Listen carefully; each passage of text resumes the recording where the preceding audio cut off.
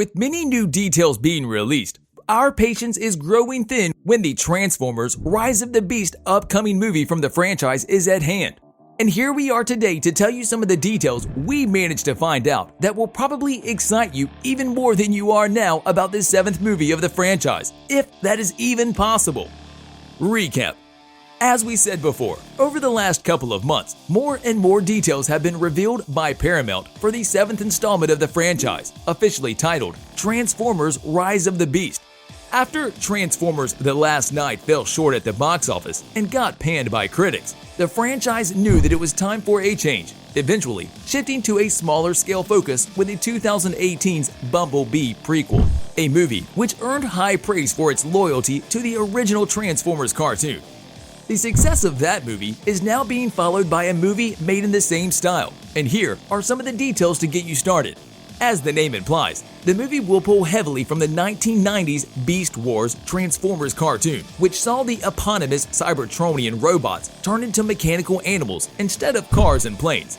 The cartoon was set on a prehistoric version of Earth, which the Maximals and Predacons, descendants of the Autobots and Decepticons crash, landed on after traveling through a time portal. In this motion, to stick somewhat to the narrative, the movie will instead be set in 1994, midway between Bumblebee and Michael Bay's Transformer movies, with both Maximals and Predacons appearing in it.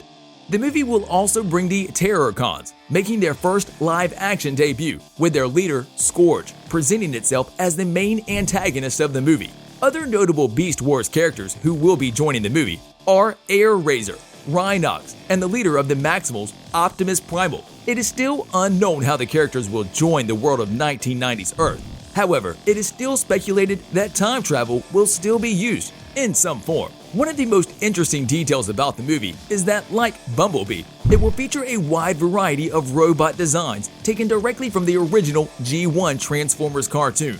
A new G1 loyal Optimus Prime design has already been confirmed, resembling the appearance of Bumblebee, with the movie diving deeper than ever before when the origin story of the characters are concerned, and why Optimus Prime chose to defend humanity, his drive behind it. To say that the franchise has had its ups and downs would be an understatement, but it looks like the new movie is taking a lot of steps in the right direction, which would prove to be what the franchise needed after the turmoil of events happening with the latest Transformers movie before Bumblebee. Whatever the case may be, we will have to see it for ourselves when the movie releases, right now scheduled on July 24th, 2022.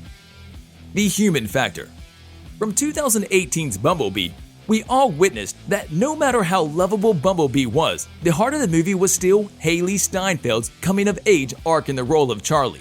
The Michael Bay movies, on the other hand, peddle with one-note archetypes, which should not happen in Transformers Rise of the Beast, as the movie is told to emphasize the same focus its predecessor had, putting a lot of effort into the human characters as well. The cast of the movie is rounded out with Anthony Ramos, who will play an ex-military, Brooklyn family man, and tech expert Noah. Dominique Fishback will play constantly undermined artifact researcher Alina, and Luna, Lauren Velez, the star from Dexter, will play Noah's mother. No usual pitfall. Bumblebee created all sorts of problems in the Transformers timeline, namely that Bumblebee ditches Charlie at the end of the movie to wait for the arrival of the Autobots, which was decades away. Doesn't make much sense, right? Well, the movie set itself up using the time travel technique, setting the upcoming movie exactly in the middle between the Bumblebee movie and the Michael Bay's movie, avoiding the usual pitfalls of prequels around the world, not paying too much attention to the time setting of the movies in the franchise. No mindless bayhem. We can all agree that the Michael Bay movies, despite them being very well received by the box office and the critics around the world, the dialogue scenes were evil on the way to mindless bouts of bayhem.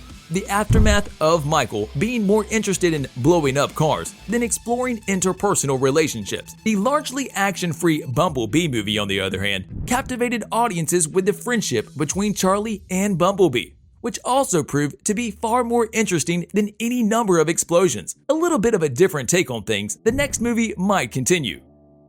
Classic Transformers design. In the adaptation of Transformers to the live action, Michael Bay reimagined the looks of the robots a bit too literally, resulting in characters that look like literal walking trucks. Voice actors Peter Cullen, who will also be voicing Optimus Prime in the upcoming movie, and Hugo Weaving gave their all to the roles. However, the lack of expression the robot faces have beyond the crumpling metal, there was no human connection to be seen. The 7th installment of the franchise is set to continue the trend which appeared in the Bumblebee movie. Transformers designs that are much more faithful to their classic aesthetic, making an easier way for us to connect with the characters in the movie, on an emotional level of course.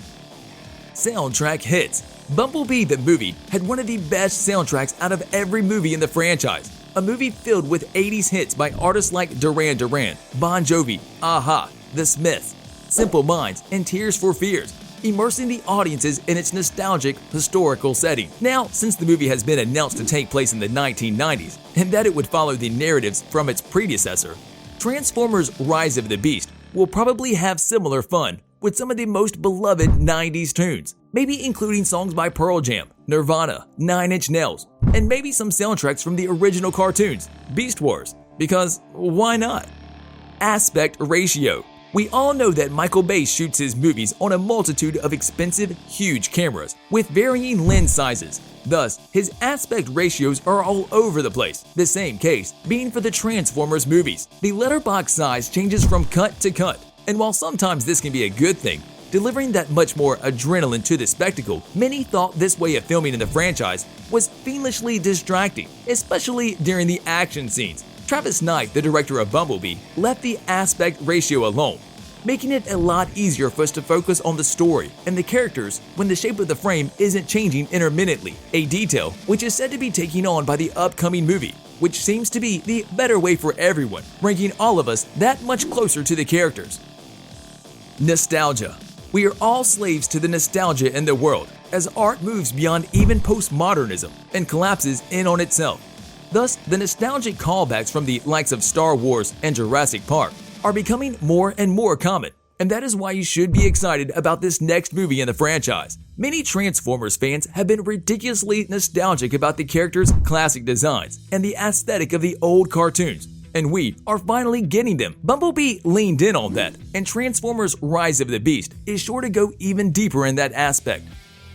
Live-action Cybertron. One of the greatest things about the Bumblebee movie is its opening sequence, which sets up the origin story of the titular Autobot, a scene which also gives the fans the most vivid live action and adaptation of the Civil War on Cybertron to date. Travis Knight managed to direct this sequence to perfection, and fans were not disappointed as they had been waiting for so long to see something of the sort, ever since Paramount first announced it was turning the toys into a movie franchise. And don't be surprised instead of excited to see more of Cybertron on the big screen.